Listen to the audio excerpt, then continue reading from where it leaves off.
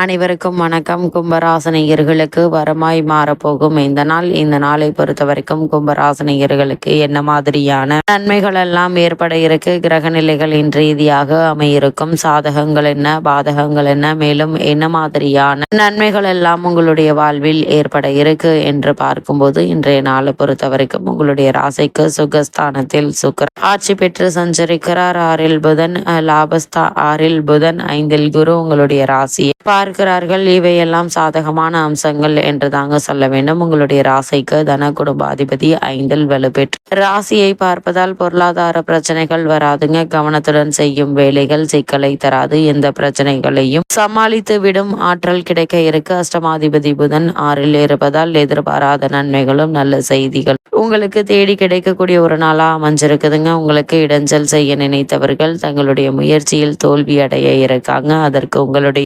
புத்திசாலித்தனமான அணுகுமுறை பயன் தரும் என்பதை கிரக நிலைகள் உறுதியளிக்குது. இன்றைய நாளை பொறுத்த வரைக்கும் காரணமே இல்லாமல் உங்களுக்கு மறுக்கப்பட்டு வந்த பதவி உயர்வு, ஊதிய உயர்வு, உத்தியோகத்தில் கிடைக்க வேண்டிய சலுகைகள் ஆகியவற்றை தற்போது நீங்கள் தாராளமாக எதிர்பார்க்கலாம். ஆரோக்கியத்தில் ஏற்பட்டு வந்த தொல்லைகள் நீங்க ஆரோக்கியத்தில் நல்ல ஒரு முன்னேற்றம் ஏற்பட இருக்குதுங்க. யாருக்கும் வாக்குறுதி தர வேண்டாம். நீங்கள் உண்டு, உங்களுடைய வேலை உண்டு என்றிருப்பது நல்லதுங்க. இத்தருணங்களை பொறுத்த வரைக்கும் அனுசரித்து நடந்து கொள்ளுங்க. பொருட்கள் களவு போகும் வாய்ப்பு இருக்கு என்பதால் பத்திரப்படுத்தி கொள்ளுங்க. இன்றைய நாள்ல கும்பராசினியர்கள் இடம் வாங்குவது, மனை வாங்குவது சம்பந்தமான முயற்சிகளை மேற்கொண்டு வருபவர்களுக்கு நல்ல ஒரு முன்னேற்றம் ஏற்பட இருக்கு. இருந்தாலும் கூட ஆவணங்களை சரிபார்த்து அதற்கு பிறகு முயற்சிப்பது நல்லதுங்க. கும்பராசினியர்களுக்கு இன்றைய நாள்ல கிரக நிலைகளின் ரீதியாக கூறப்படும் பரிகாரம் என்ன என்று பார்க்கும்போது, சனிக்கிழமை தோறும் அருகாமையில் உள்ள பெருமாள் கோவிலுக்கு செல்லுங்கள். தாயாரையும் பெருமாளையும் மனப்பூர்வமாக வணங்குங்க. எண்ணற்ற நன்மைகள் உங்களுடைய வாழ்வில் ஏற்படும்.